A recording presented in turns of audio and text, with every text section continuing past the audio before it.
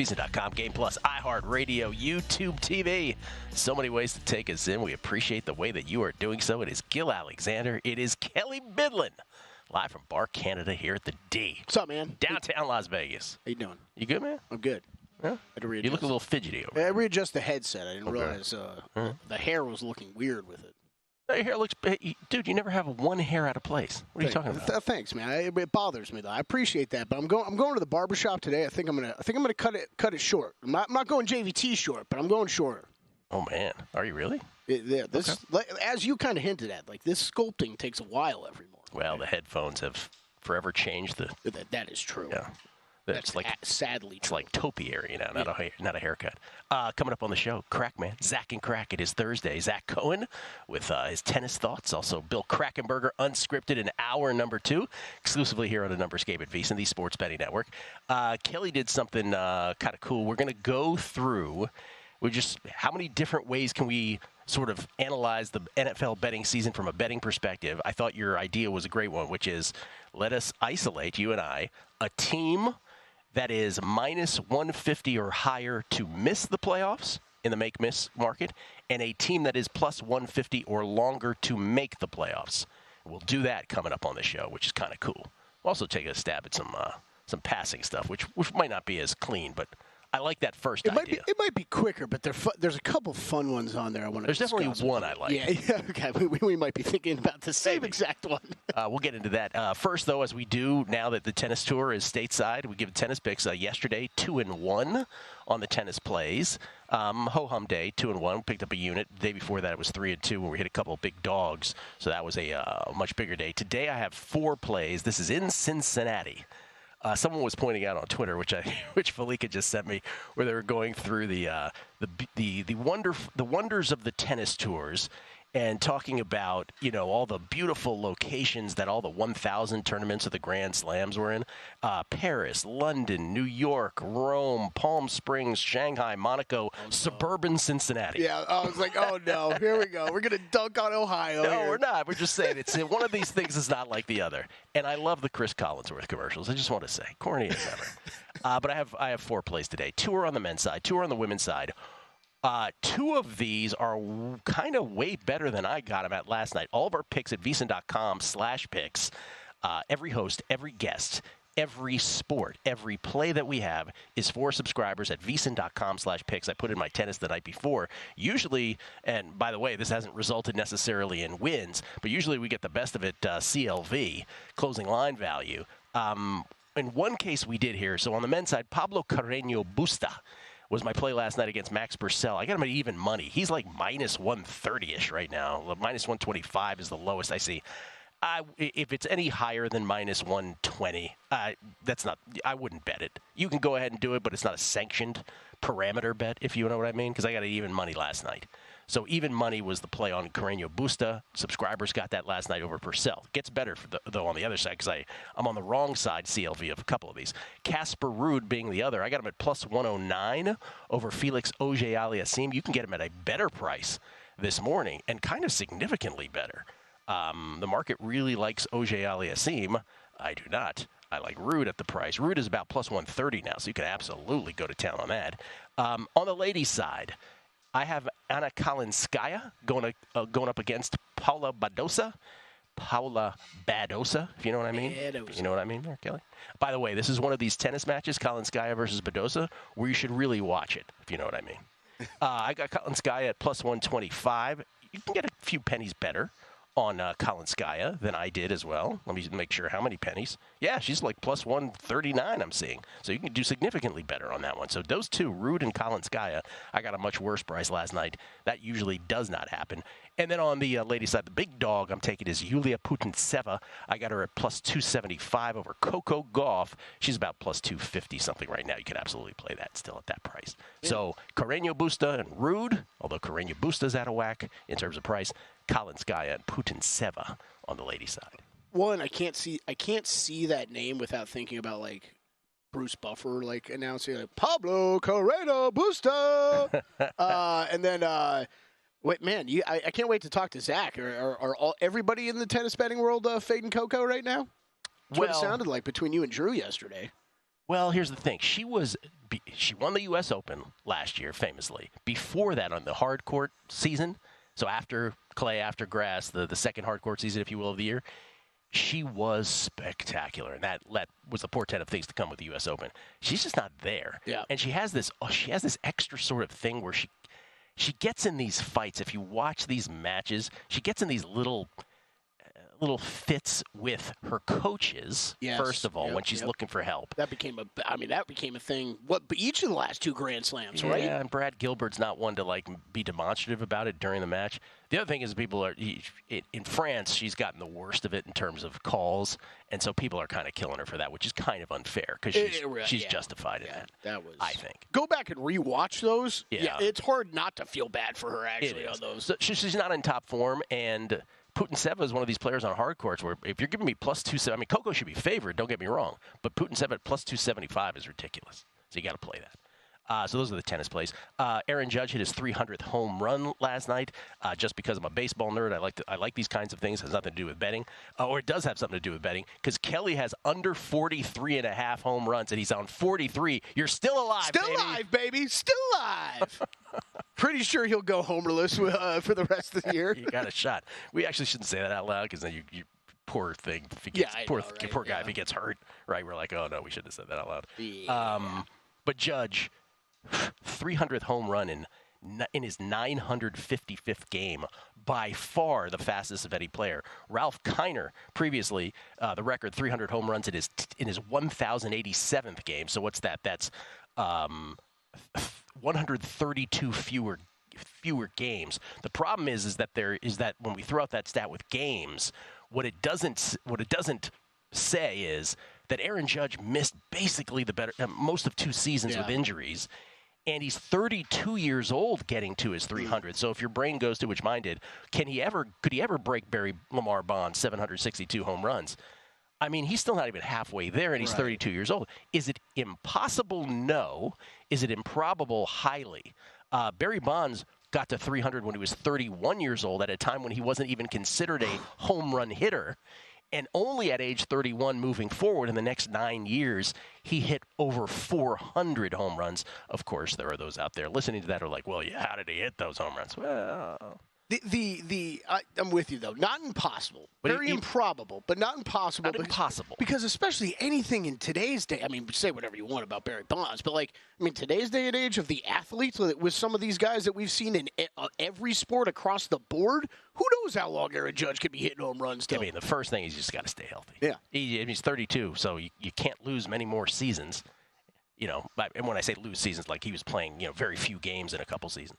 But tremendous 300 and 955 games. Had he not had those injuries, my goodness, where could he be right now? And if anybody at home, and I'm sure there's a lot of people, are wondering why the hell would Kelly ever make that bet, it's because I don't regret it at all, Gill. Because remember, we sat here during spring training, and Aaron Judge kept telling reporters about how he had these nagging injuries that were going to bother him all season long. Remember the toe injury? Yes. We're like, are we not making enough of this? We kept saying that. It was like, all right, I'm going to bet this finally. Like, if this guy who gets injured often is telling the media that he's going to be dealing with injuries throughout the year. Yeah. Yeah, I liked that bet. It blew up in my face. That's what happens sometimes. Big trade yesterday in the NFL. Matthew Judon goes from the Patriots to the Falcons for a 2025 third-round pick. Judon and the Patriots were at a stalemate over a contract. Seventh highest pressure rate over the last 3 seasons in the National Football League. The Falcons as a team, the worst team in terms of pressure rate. If you remember when Aaron Schatz, the creator of Football Outsiders, DVOA, now works at FTM, when he was on, he talked about both of these teams, and he had controversial opinions on both the Falcons and the Patriots. The Patriots, he said, he's got them winning 7 games when their season win total was 4.5, because he said the defense is so good that they're going to stay in enough games to actually bleed to 7. Now, I was skeptical of that then. Now even more reason to be skeptical of that, because now you're taking a key cog of what was their defense. And yes, he did miss. He was out for the season last year with the bicep injury, with the torn biceps injury. So. Obviously he didn't complete last season. This is the final year of his deal. The Falcons are going to try to sign him beyond this year. But you remove that from a Patriots defense that was the strength of that team. Strength in quotes, right? Because everybody, the market suggests they're going to be the worst team in the league. We were talking about them being the last winless also. So you remove him from the Patriots, makes a bad team worse. Aaron Schott's probably going to have to change his assessment there also. And then Judon to the Falcons. Remember Aaron Schott's comment about the Falcons. His controversial take on them was, yeah, everybody loves them, and yeah, their schedule is what it is because they're in the NFC South, but their defense, he had ranked dead last in DVOA. But they got Judon now. I love it, the trade. So this is just perfect in terms of a trade for the Falcons. On paper, anyway, right? So one thing I did want to check on, Christian Barmore back at practice, so that is big for the Patriots. Because if you were talking about the possibility of missing him and then Judon leaving too, like that's a major.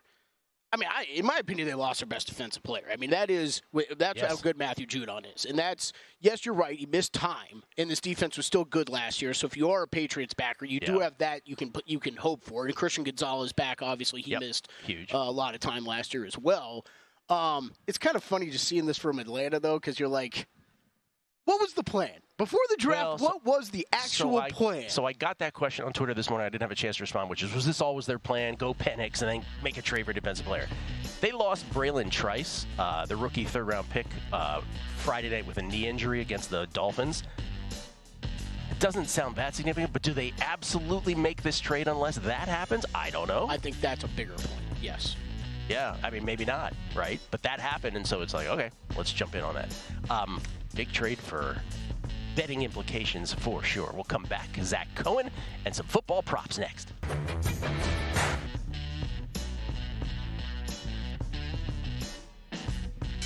A numbers game on VSiN, the sports betting network. Do not forget to check out our website, vsin.com. Best bets, betting splits, exclusive articles, odds by state, betting tools, betting guides. Good Lord. I'm looking at the front page right here. Wes Reynolds on the FedEx St. Jude Championship, the first of the 3 tournament arc of the FedEx Cup. Let's go, Tom Kim. Currently first-round lead. I got a first-round leader bet on him. Oh, there you go. Your favorite, Adam Burke, talking NASCAR. You love when Adam Burke goes NASCAR on you. Absolutely. And, of course, our buddy Zack Cohen, who gives his tennis picks pretty much daily at the website, vsin.com. Check it out. And what do you know, Kelly? We got Zack Cohen right here. Whoa. The first part of the comedy duo Zack and Crack, which appears on the show every Thursday. Zack Cohen can be found on Twitter at BettingOnX. He comes to us courtesy of the Progressive Guest Line. Zack, how you doing, man? I'm doing good. How are you guys? I'm doing very well. You enjoying the Western and Southern Open in Cincinnati? I am. This is usually one of my favorite tournaments. It was a little bit of a bummer that Djokovic is out, but I do like this one quite a bit. Before we get to your picks, you see Iga last night? She bagels Varvara Gracheva in the first set, and then she has 5 match points in the second. And I don't know what happened. She short circuits. She loses the set. She gacks all 5 of them. She wins in 3, obviously. But still, that was pretty interesting. Do you feel like she's taking this tournament as just a warm-up for the U.S. Open? She pretty much said herself that she is taking it as a warm-up. She said she just wants to do what she can to get herself up to speed on a faster court. I kind of believe her, but at the same time, like, it is ego, so she can just kind of luck her way into the final and win. But I do think that we're starting to see that she needs to make some improvements on faster courts. She struggled at Wimbledon, struggled, now to win the U.S. Open for a little bit. So she just needs to be a little bit better on these surfaces. Yeah. Even though she's won a U.S. Open, she's won a billion thousand tournaments on hard court. It's amazing. It's amazing the standard we hold her to, right? It's very interesting. And if she wins the U.S. Open, it's her 6th, then she'll be right on pace with Serena. Okay. What do you got today? I have Putintseva plus 1.5 sets against Coco Gauff. That's one of my big ones. I'm actually, as we talk about the U.S. Open a little bit, I am approaching a point where I'm buying Gauff just because it has gotten to a point where it's plus 850. It was, a little closer to plus 400 a few weeks ago. But I do like Putintseva to win a set today. They've played 3 times in the past. Putintseva's won a set in 2 of those 3 matches. I also just think it's a really tough matchup for Coco right now. Putintseva is just kind of a backboard along the baseline. She's going to make her play a billion extra shots, and Coco's forehand is just leaking a lot of errors right right now. It's a little strange watching Coco play because obviously everyone knows that the forehand is a weakness, but instead of, just kind of like playing with shape and hitting that shot in the court, she's going for really small targets, hitting really big. I think that maybe at the U.S. Open we'll see her play a bit smarter, just kind of go into that, I wrote Novak Djokovic lockdown mode where she relies on her defense and relies on the crowd, getting to the opponent. So that's why I'm buying her at the U.S. Open, but I'm fading her a bit today. Yeah, you and I are simpatico on this. You took, I pronounced it Putintseva. I don't know, Putintseva, you said. But we're on the same player, for those who are like, are they on the same person? Putintseva, gentlemen, okay? Yeah, I would guess Kelly, the official, Kelly pronouncer our official pronouncer. So you took her plus a set and a half, so meaning she's got to win a set today. I took her on the money line. I'm hoping Coco gets frustrated and Putintseva is able to get the win at a big money line price. Where else did you go today? I also went Khachanov plus 1.5 sets against Zverev, which is, a tough one because Zverev has had such a good season. Khachanov has been, maybe the worst he's been since he's been on the tour, honestly. But I just thought that he looked like he found something in his 6-0, 6-3 win over Francisco Cerundolo. I think that Khachanov, tends to play his best tennis at this point in the year. He's a really good, fast, hard court player. And Zverev, it's not quite Coco-esque how bad his forehand is, but he does tend to struggle from that side of the court, and I think that that's what fell apart when he played Sebastian Korda in Montreal. And I just kind of think that Khachanov is a player that can take advantage of that. He just has a really big game. He's a big serve. I think he's going to rack up his holds pretty easily, and just from the baseline, I think he's going to be able to do quite a bit of damage. Targeting that forehand side of Zverev. So Zverev is hitting the ball off the frame of his racket like he did regularly against Korda. I don't see him winning in straight sets. That is Khachanov, Karen Khachanov, spelled for the American audience, Karen, you would, the name Karen. Well, let's break it down for Steve Fezzik. It's Karen. KH is how Khachanov starts in spelling. Yeah, Karen, found in men's tennis betting for Steve Fezzik out there. Karen Khachanov, that's right. Anything else, or you want to move to college football? I have one more, and it's a bit of a weird one. I have over 0.5 tiebreakers in Brandon Nakashima against Arthur Fils. Oh, I like that. It's just, they've played twice. Both matches went to 3 sets. 3 of those sets were tiebreakers. One of them was a 7-5 that obviously, should have been a tiebreaker if someone got broken late. I just think it's 2 players that, they're not going to have a lot of success returning one another, I don't think. Nakashima is a really good server, really poor returner, and Fils is a player with, kind of a rocket of a serve. So I just think that they're going to see a tiebreaker in that match. I kind of leaned Nakashima winning, but I preferred to go with this. It was plus 105, so I think that we're going to see a tiebreaker. That's one of the great sports betting rooting moments when you're just rooting for each guy to hold his serve the whole time so you get to it. Ace, yes. Makes it easy, yeah. Nakashima Fils, by the way, F-I-L-S. On Artur Fils. Okay, college football. You were integral to all of our guides, but specifically in this case, the college football guide. Which of your many things that you wrote about would you like to talk about? I actually know one of them because you and Futak are simpatico on Texas A&M. Yeah, that's probably my favorite pick for the entire season. I went over 8.5 wins for Texas A&M, and I also went over 9.5 alternate win total at plus 220. I just think that this is a team that had a really bad game day coach a year ago. They had a great recruiter in Jimbo Fisher. Now they have one of the best game day coaches in the country in Mike Elko. So I just think that that defense is going to be good right away. Elko has built, elite defenses at Texas A&M before when he was the defensive coordinator. Now he showed that, at Duke that he's capable of running an entire team, and I really like what they have in place offensively, honestly. I think Connor Wegman's one of the best quarterbacks in the country. I think he's going to be a guy that we're going to see playing in the NFL starting one day. And I thought that hiring Colin Klein from Kansas State, that's one of the best offensive coordinators in the country in my mind. They were a really good red zone team, a really good third down team. I think that a lot of people might look at the Texas A&M schedule and say, oh, there's a lot of really tough SEC teams on there. But at the same time, they're playing most of their tough games at home. And I also like that, that first game against Notre Dame was one that really scared me when looking at, potentially winning 10 games. Now that Notre Dame is going to be missing their starting left tackle, I think that it's going to be open for, Texas A&M's pass rushers to get home and really beat up on Riley Leonard, who, Elko should be very familiar with. Yeah, no, by the way, it's you and Montesano who are the same on Texas A&M, over 8.5 wins. And to your point, Notre Dame, LSU, Mizzou, and Texas, probably the 4 toughest on their schedule, all have to come to College Station Florida, Arkansas, Mississippi State, South Carolina, Auburn, those are the ones where they go on the road. So it does, as far as SEC schedules are concerned, it's about as good as you can get. I would agree with you on that. What else? And I'm a little down on Missouri too. So that is a game that I really expected them to win.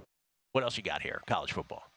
My other big one, and it's kind of correlating now to a Heisman play that I've put in since making the guide. I like Virginia Tech over 8.5 wins. When I did the guide, I got it over 8, which is obviously a little bit better. But I think this is going to be a 10-win team also, and I think the Kyron Drones at 90-1 is a really enticing Heisman Trophy play. I just think that team really started to show a lot of signs once they put Drones at quarterback last year. He's not a guy that could throw the football deep down the field, but he's accurate throwing, short, medium portion of the field, and he's a really good runner. I mean, he lit up their spring game, kind of following up what he did last season when he was a dynamic dual threat quarterback, threw for 17 touchdowns, only threw 3 interceptions. He doesn't turn the ball over much. Then, you're talking about a defense that returns 10 starters for a defensive-minded head coach. It's a team that I just think is going to be really experienced. I think that, all in all, between starters that played last year, maybe not for Virginia Tech, but including transfers, they have 21 returning starters from last season. Also, another team with just a really, really easy schedule. I think that, it's another one that plays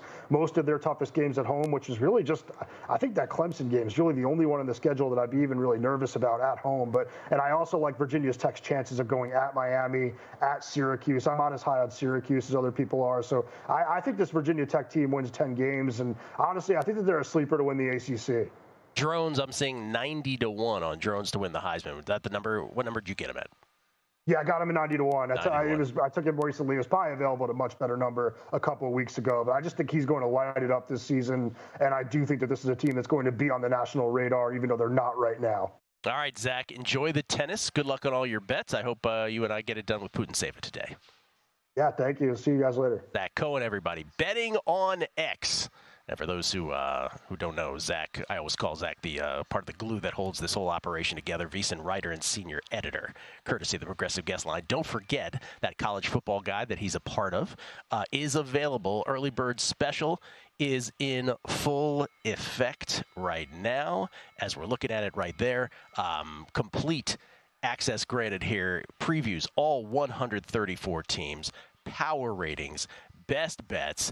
It's all there. It's our 2024 VSiN College Football Betting Guide, your ultimate resource. Preseason top 25 power ratings, proven betting systems. Become a VSiN Pro subscriber today. Receive both the college football and NFL betting guides, plus full VSiN Pro access to our daily pro picks, 24/7 video, exclusive data like our betting splits, all our subscription options, VSiN.com/subscribe, and pick the plan that works best for you. That's VSIN/subscribe. Which team better than or longer than plus 150 will make the playoffs in the NFL?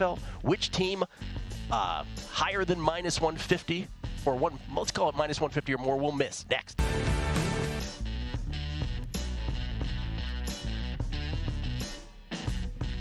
A numbers game on VSiN, the sports betting network. Back on a numbers game, live at Bar Canada here at the D, downtown Las Vegas. Gill Alexander and Kelly Midley. We get tweets at Beating the Book. Always appreciate the feedback. 3Jack H31310. He was the guy who asked. He goes, so do we still roast the Falcons for the Penix pick? Was this their intent all along? Talking about the Judon trade. We still roast them for the Penix pick, yes. And this was not their intent all along. That's what I'm going with. Because, again, if they don't have the injury to Braylon Trice, I'm not sure they make the move. By the way, the Falcons, the last player they had with a double-digit sacks, I've not had a double-digit sack leader since Vic Beasley in 2016. That was the year they went to the Super Bowl. Okay. And Judon, what was it, last year he had 15.5 sacks. No, it wasn't last year because he had injured 2 years ago. 15.5. 2021 he had 12.5. Yeah, I'm with you. I think the injury is a bigger reason than the. I feel like the masses are coming to this this was the plan all along thing. It's like it's August 15th. Like this was not the plan all along. Like they. Yeah. It is the clearly way. It was clearly for whatever reason defensive end pass rusher was below a backup quarterback or their quarterback of the future on their priority list heading into the draft. It is a gentle reminder though for all of us. It's like, what is it? It's August 15th. The Ides of August today, right? August 15th. And it's like think about, you go through a summer, just break it down, team after team after team. We did every division, we did every team, and it's like no, stuff can still happen. Like that's a fairly major piece to move. Fairly major piece, yeah.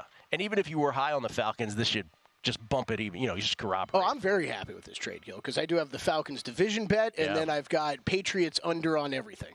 Jason D, not going to overreact. He sounds like a Falcons fan. He goes, not going to overreact just yet. 32 years old, coming off a season-ending injury. Again, it was a bicep injury. And has no contract extension in place. Not going to overreact yet, he says, in capital letters. I think if you're a Falcons fan or backer out there, that's the way you should react. But you know what? You know the way I read into it a little bit, Gill, is keep all of that in mind. And a third rounder was still traded for him. Like these days, like that's a fair amount of draft equity that you're giving up for a guy who's coming off of an injury at 32 years old. I think he is that good. Prime time. I'm sorry. When you referenced the big NFL trade yesterday, everyone was obviously expecting 2 segments dissecting the Cowboys' heist of the Giants' Jordan Phillips. Jared going off this season. The Cowboys are going to be fascinating. See Jerry now trying to do the backtracking on the whole CeeDee Lamb thing when he's like, we're not. What was his thing on Twitter? He's like, we're not really. That's not really a priority right now. But CeeDee Lamb was LOLing it, and he was like, oh, now he's like, of course he wants to be a Dallas Cowboy, and we want him to be a Dallas Cowboy. So some of these guys that are very used to being in front of a microphone for so many years. They need to figure out when it's time to not get in front of the mic as often. He will never. Yeah. Jerry's at that point, unfortunately. And Charles in Connecticut, is there a line set on the bump your ratings are going to get tomorrow because you're announcing your sushi restaurant? If now, there should be. It is not tomorrow. It's next week. It's next week. It's the end of next week. Why is it the end of next week? I have no idea. Just because I wanted to promote it like a boxing match. Right, yeah, exactly. That's all. And remember, again, we're suckering people into listening on a Friday, so you gotta watch. Listen on a Friday. Sushi, baby. I'll give my top 3, by the way. I'll give a third. I'll give a 2, and that'll be the one. What was the other move the Cowboys made? Carl Lawson, right? Signed today. Yeah, so ex-New York Jet. Let's do these. This is a great prop. This is not a great prop. This is a great Kelly question, which is, all right, of the teams, talking about make-miss playoffs now in the NFL, of the teams that are minus 150 or longer, who's going to miss? And of the teams that are plus 150 or longer, on the opposite side, who's going to make? Which side would you like to start with, sir? Let's go with the big favorites to make it. And who do we think is actually going to miss? Big favorites to make it, you mean? Yeah, to make the playoffs. So who's going to miss from this group? Yes. Yeah. It's the word salad here is very difficult to navigate. All right, I actually feel strongly about this one. I mean, I could have used the odds to miss the playoffs, but this felt more. Let's just look at all the odds to make the playoffs. These are favorites of minus 150 or longer to make the playoffs, and we're going to pick a team of this group to miss. I select the Buffalo Bills to miss the playoffs. Oh, it's funny. We are both going AFC East. Miami Dolphins for me. Oh, okay. Interesting. My explanation on the Buffalo Bills is well, we talked about the AFC East. I talked about this. One of the big things with the Bills is they lose Stephon Diggs.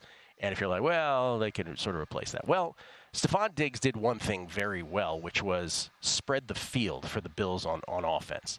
And as great as Josh Allen is, they're going to need to do that. And we went through the other receivers on the team. Khalil Shakir, when it comes, great speed, 4.4 speed, but his average depth of target has been under 10 yards in each of the last 2 years. It was lower in an expanded role last year than it was even the previous year. Keon Coleman, when he was at FSU, when they were playing exhibition football there for the Seminoles last year, his 2023 average depth of target, 201st among qualifying receivers in college football. Curtis Samuel, anybody who's rooted for a team that had Curtis Samuel, he's not a threat to spread the field. And so their answer to this was getting Marquez Valdez-Scantling in mid-May. He's not scaring anybody. So that's I don't know how they really overcome that. That's a deficit on offense. On defense, I think they'll try to utilize Keon Coleman in that role, though, because that's where he had a lot of success at Florida State, were those kind of deep jump balls, throw it up to him. Oh, no one's saying he can't win the jump balls. Yeah. The problem is, can he spread the field and make it, and then allow Allen to go to his tight ends, which he's so great at over the years with Knox and Kincaid. So I just think that's a problem on On offense, on defense, they lose Jordan Poyer to the Dolphins, who you're about to talk about. And they also had the one thing that Bills fans can hang their hat on is that they had a lot of injuries last year and they still performed okay. But I don't know if you can continue to expect that. The strength of schedule, like everybody in that division, is difficult. The Bills happen to have the single most difficult.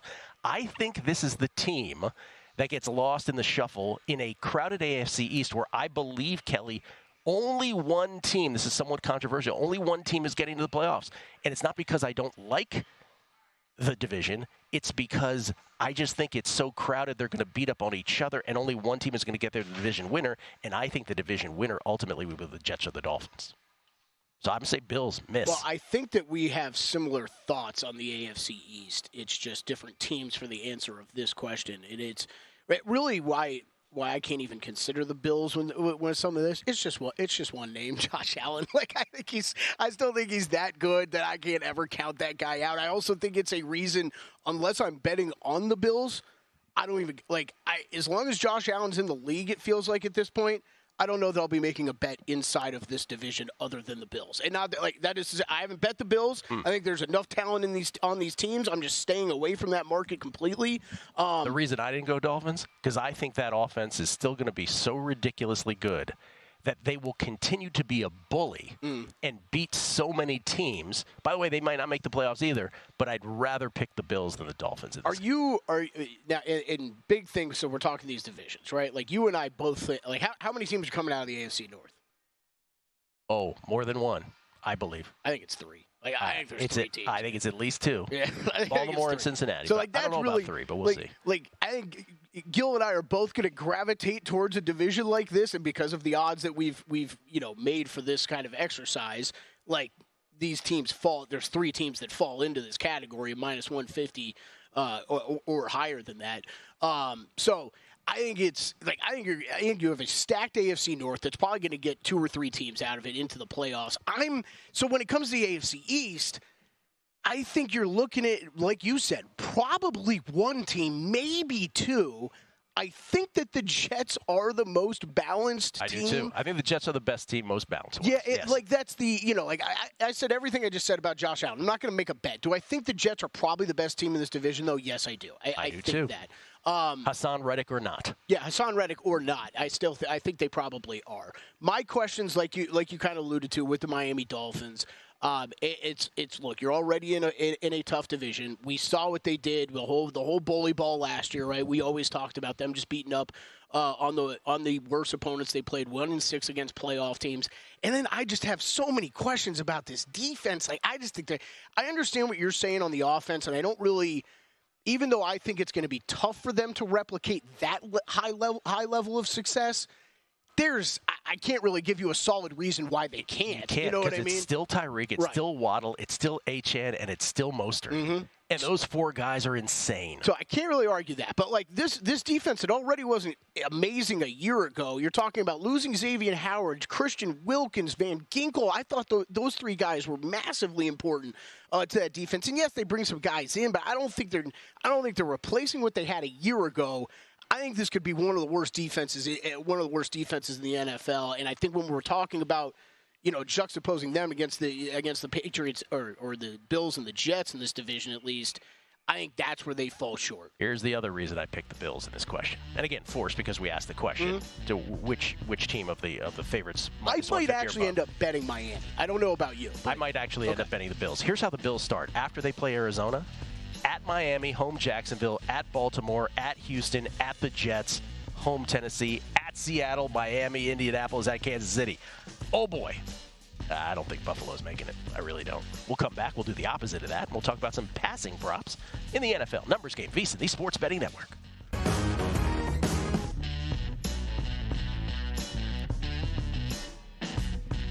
A numbers game on VSiN, the Sports Betting Network. Hey, Kelly, you need a contest proxy? Well, you're in town. You might not need one. But those who are not, talk to the experienced team at Winner's Circle Proxy, VSiN's preferred proxy partner. You can join the Circa Survivor and Circa Millions contest featuring $16 million in guaranteed cash prizes with only one trip to Vegas before the NFL season kicks off. That's all you need, just that trip, and then it's proxy time. Winner's Circle Proxy, now in its 9th year providing trusted proxy services to top contest players, including last year's Survivor and Million winners. Plus, don't miss out on Circa's Ultimate Contest Weekend coming up August 22nd to the 24th, packed with exclusive events, room discounts, live broadcasts, and more. Winner Circle Proxy clients will get special perks like monthly access to VSiN Pro, stadium swim passes, free drink tickets, and cool sign-up bag stuffers. So head on over to winnerscircleproxy.com now and book your appointment. Again, that's winnerscircleproxy.com, VSiN's preferred proxy partner. It's Gill Alexander. It's Kelly Bidlin. I don't want to go through tweets, but I just want to read this one, Kelly, from Barcombe Bets, who says, I was at a wedding over the weekend, and so I missed out on the 3-year promo for all VSiN Complete Access, VSiN All Access. We'll definitely be getting the yearly subscription before college football and NFL start, but wanted to check in if there was an ANG promo that I could help the boys out by using when I do. Let me know. Thank you. We have promo requests now. I'm not sure how it works when you sign up these days, but yeah, hey, if they ask for a promo code, just punch in ANG and see what happens. The worst thing that happens is you don't get any break on the price. The best thing that could happen is someone forgot about it and you get a break. Just write ANG somewhere on there. Okay, so Kelly had a great idea again. Teams in the NFL make miss playoff market that are minus 150 or longer, which is the team we think will miss the playoffs of that group. And then on the flip side, which are the teams that are plus 150 or a longer shot than that will make the playoffs. Now, Cleve TA, our buddy, remember Cleve? We did this with Cleve last year. He chimes in. He goes, I heard the intro today. If you want to dig even deeper, and this is and by the way, Kelly might not even know how smart he was to do this, but Cleve says, every year since 2008, at least one team at plus 240 or higher to make the playoffs has made it. 8 teams in the last 3 years. By the way, last year, Tampa 4-1. They were plus 400. The Rams were plus 310. Houston was plus 475. All of them made it. So those are 3 teams. One north of $3, 2 north of $4, or one was $4, one was plus 475. And then every year since 2007, at least one team with minus 190 or higher to make the playoffs has missed it. Last year, Jacksonville minus 190, Cincinnati minus 285 missed it. Those are DraftKings closing numbers. Thank you to Cleve TA for that. Yeah, I will also use his exact wording from his guide on if you want to use it with when it comes to win totals. Every year since 2000, at least one team with a win total of 8 or less has made the playoffs. In 20 of the last 24 seasons, at least 2 teams have made it. And then a team with a win total of 10 or more has missed the playoffs every season since 2000. Yeah, so anybody who listens and like, there's no chance either of those teams miss the playoffs. Kelly and I had a duel offset during the break because I said the Bills would miss. You said the Dolphins, and we battled it out. And we're not sure what the. I would pay so. I can't hear the word duel now without thinking about like the fencing in whatever castle in France, like that went on during the Olympics. Oh, really? I would love to fence with you. I still think of like Alexander Hamilton and Aaron Burr doing an actual duel. They used to solve problems that way back in the day. I know, man. Wow. So these things happen, and it's also the way that our brains are wired. When we hear these kinds of things, let's say Carolina winless last year, last winless team. I bet them at 15-1. Carolina was they were like plus 400 to win the division, plus 475 or something to win the division. But now that everybody sees how bad Bryce Young actually was, it sort of gets lost in the shuffle. People are like, oh, of course, Carolina was the last winless, right? Like that's how our brains are wired about all this stuff. Yep. So if the Bills, with that schedule I just talked about, I'm saying that schedule is so difficult. We're focused on the Steelers having this horrible gauntlet at the end and kind of really full season. But Buffalo, this is up until their Week 12 bye and beyond. Dude, Arizona at home. Okay, let's give them that one. Here we go. At Miami, home Jacksonville, at Baltimore, at Houston, at the Jets, home Tennessee. Let's give them that one. At Seattle, home Miami, at Indy, home Kansas City, bye. Home San Francisco, at Rams, at Detroit. It never ends. They're getting to the playoffs? I don't think they're getting to the playoffs. Josh Allen, Superman. Right about What's that. Kind of fun, what's You're kind of right funny about that. I is can't you argue even with mentioned the Cardinals game, or Cardinals are one of the sides I have circled week 1. That I'm like this is hovering around 7. I'm probably betting the Cardinals week 1. All right, I don't feel as strongly about this, but when we do the flip side, you're asking me a team that's plus 150 or longer to make. I went with the Seahawks.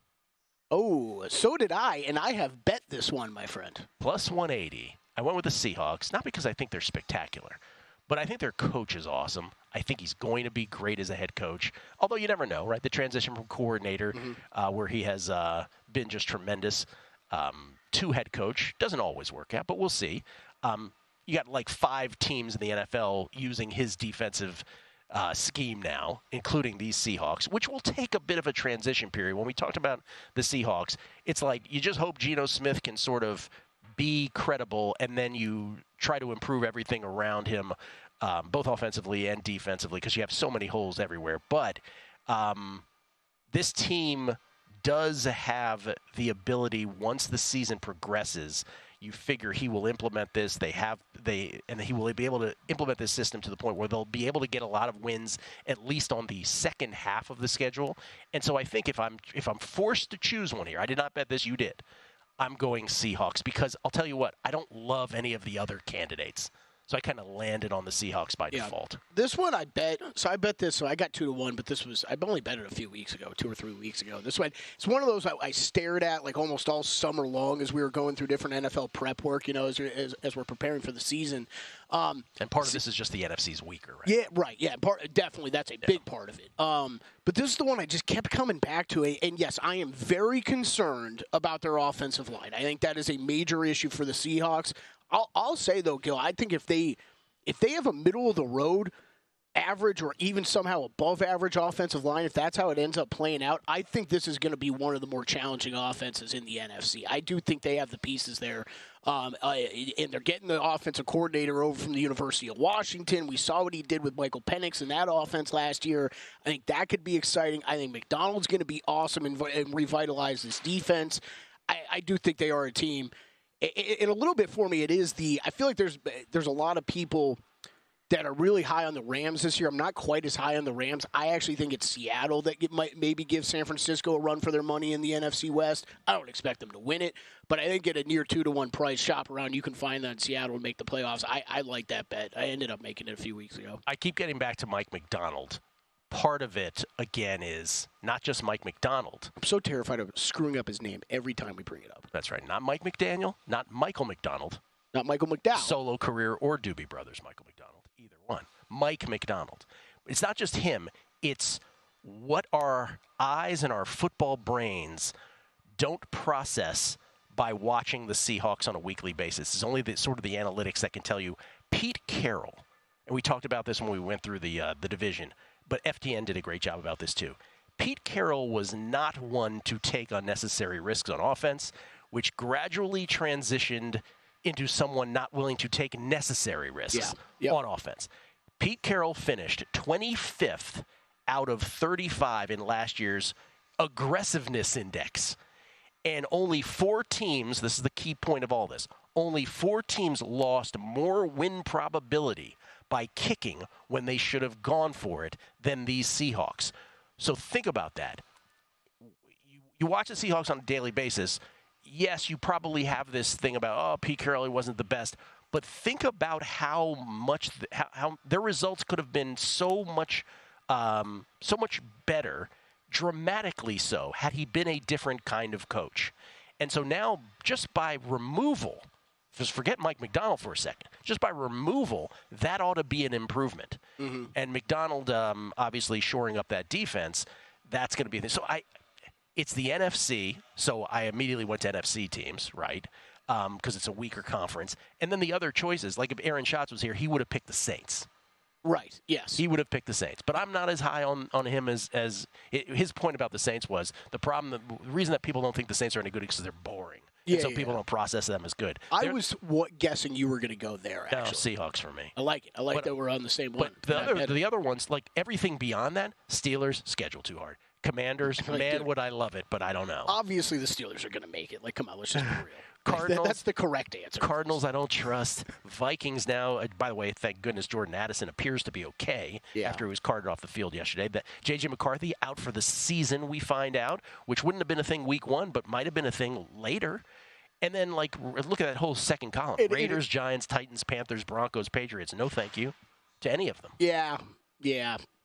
I'll make the idiot statement right now. In that second column, but none of those teams from that second column is making the playoffs. I don't think that's idiotic at all. I usually make one every summer that looks idiotic. So the Seahawks more by default on this side of it. The Bills, I really feel, See, I'm the opposite. I like this one better. I'm more Dolphins by default. All right. Good job, Kelly. That was a good exercise. Bill Kragenberger on the other side. Unscripted next on a numbers game at VSiN, the Sports Betting Network. Thank you, Cleve. Don't bet college football this season without VSiN's college football betting guide.